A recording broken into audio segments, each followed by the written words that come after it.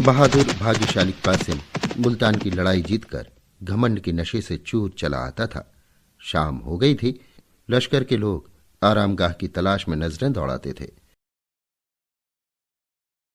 लेकिन कासिम को अपने नामदार मालिक की खिदमत में पहुंचने का शौक उड़ाए लिए आता था।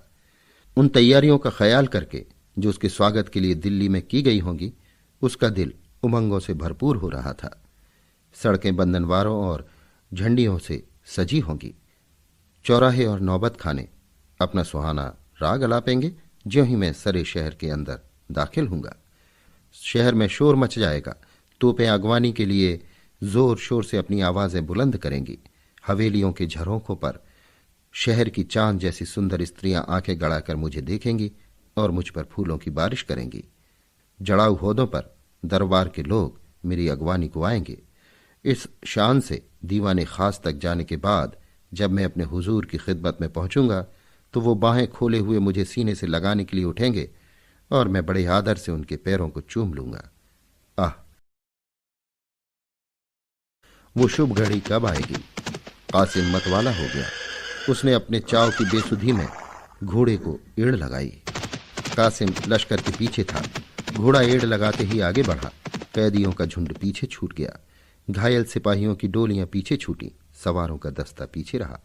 सवारों के आगे मुल्तान के राजा की बेगमों और शहजादियों की पंसें और सुखपाल थे। इन सवारियों के आगे पीछे हथियारबंद ख्वाजा सराओं की एक बड़ी जमात थी।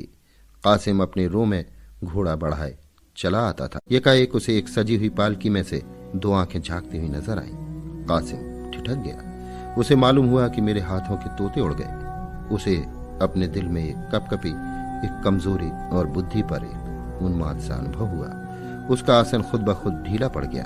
तनी हुई गर्दन झुक गई, नजरें नीची हुई। वो दोनों आंखें दो चमकते हुए और नाचते हुए सितारों की तरह, जिनमें जादू का सा आकर्षण था, उसके आदिल के गोशे में बैठी। वो जिधर ताकता था वही दोनों उमंग की रोशनी से चमकते हुए तारे नजर आते थे। उसे बर्छी नहीं लगी, कटार नहीं लगी। किसी ने उस पर जादू नहीं किया, मंत्र नहीं किया। नहीं, उसे अपने दिल में इस वक्त एक मजेदार बेसुधी दर्द की लज्जत, मीठी मीठी सी एक कैफियत और एक सुहानी चुभन से भरी हुई रोने की सी हालत महसूस हो रही थी। उसका रोने को जी चाहता था। किसी दर्द की पुकार सुनकर शायद वो रो पड़ता, बेताब हो जाता। उसका दर्द का एहसास जाग उठा था, जो इश्क की पहली मंजिल है। क्षण भर बाद उसने हुक्म दिया, आज हमारा यहीं कयाम होगा।